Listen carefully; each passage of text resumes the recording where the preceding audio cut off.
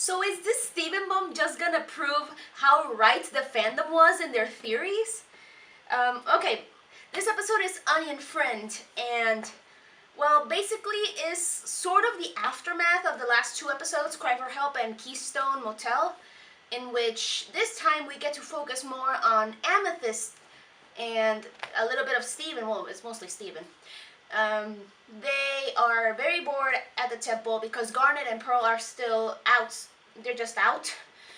And, well, Amethyst is really, really down, but Onion appears and steals Steven's chips, and Steven chases after Onion, which leads them, both Amethyst, well, it's Steven mostly, who goes to Onion's house, and he sees a lot of portraits of Amethyst, and he thinks Onion is obsessed with her, so he brings Amethyst along. But in actuality, it was Vidalia from the episode in which she is introduced alongside how Greg and Rose met.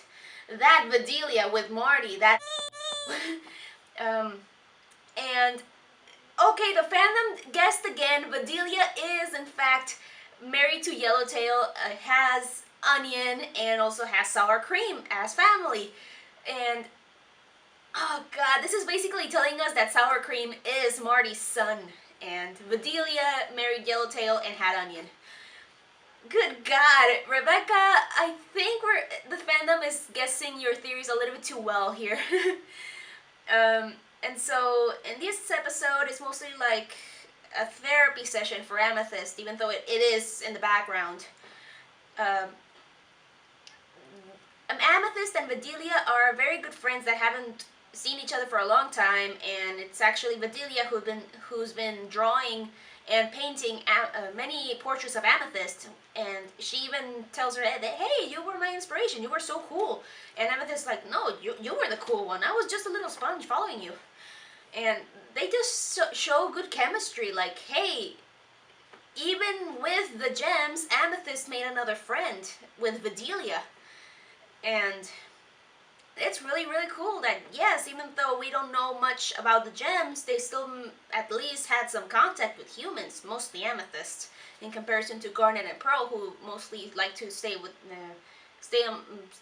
away from humans. Yeah, I'm not gonna get stuck. And so Steven, so he can leave Amethyst and Vidalia alone so they can talk. He hangs out with Onion, who just shows that he's really a weird kid, and I mean like really weird kid. He eats the spaghetti, or what was it called? I think it was something with eggs and no, wait, not mustard. I think it was with mayonnaise. I really can't remember. I just finished watching the episode, and well, Onion is a really weird kid.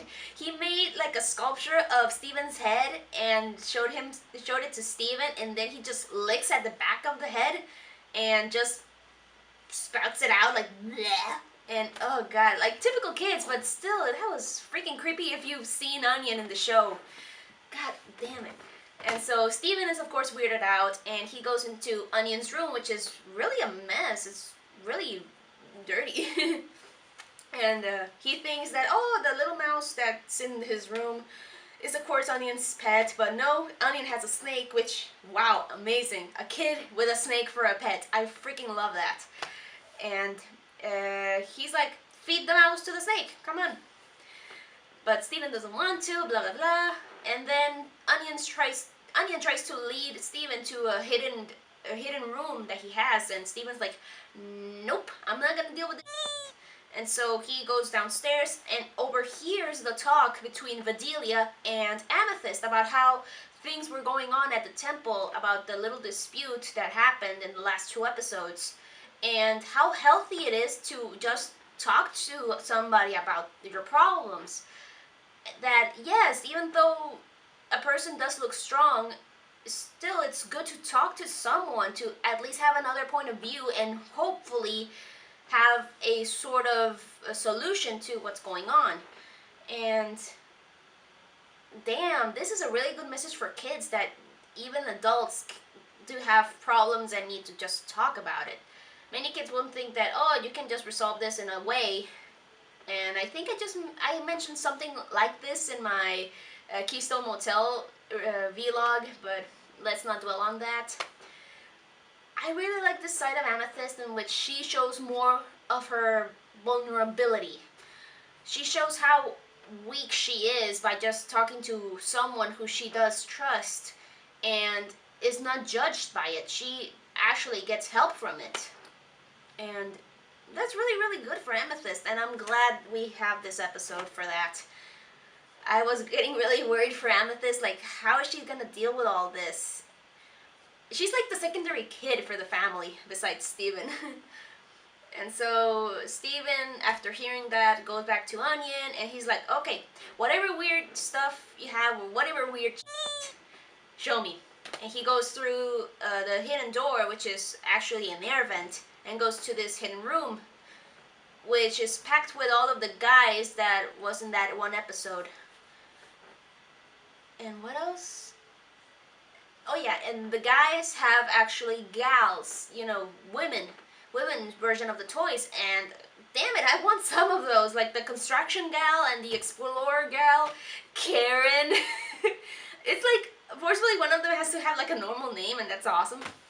And Steven is so excited to see that there's actually like female versions of the toys, and Onion like gives him one of them as a gift, and Steven's really touched by that, and he's like, oh, thank you. And so they keep looking at the different guys and the different gals that he has before Steven and Amethyst have to leave. And Bedelia, of course, thanks them for coming over and tells Amethyst, hey, everything's gonna wash over, don't worry about it. And so there's like a little hint that maybe Onion and Bedelia might visit the temple one of these days, because of course they're welcome there. And it ends with Bedelia asking Steven that, hey, it would be awesome to have you and Onion play together at the temple, huh? And Onion, what the hell? Having the little mouse in your mouth and like, bleh, like that with Steven, and Steven's like, ah, it was hilarious, but at the same time it was really weird. Good continuation. It's not like one of those filler episodes in which you feel like it didn't contribute anything. It did contribute something to the story, but it's so weird. Even my friends are telling me, dude, this is really f***ed up. And I'm like, dude, you've seen worse, so why do you think this is f***ed up? It is f***ed up, but it's kind of on the lowdown. It's creepy, but not that much. But it still made me laugh. I have a weird sense of humor, and those scenes make me laugh for some reason. It's not like, no, I'm like, oh my goodness, I just laugh.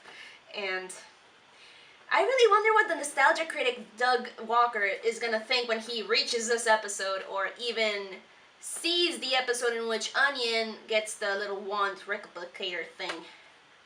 Huh. And I think that's pretty much it. This has been like a normal episode compared to the other ones.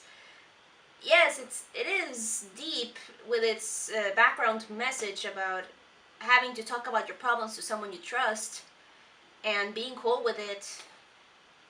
And I think that's pretty much it. I really can't think of anything else. It was a bit creepy when we saw the portraits of Amethyst without knowing what happened until later on, when you're like, oh, this is why. Okay, I'm cool. And, well, yeah, today's Thursday, July 16th. I'm barely uploading these episodes, and I've been having a lot of technical difficulties with memory, those little memories from the camera getting lost and whatever. But I've been uploading now, and it's awesome. I'm recovering from Comic-Con, and hopefully I get to release more content instead of these short video logs that are unscripted.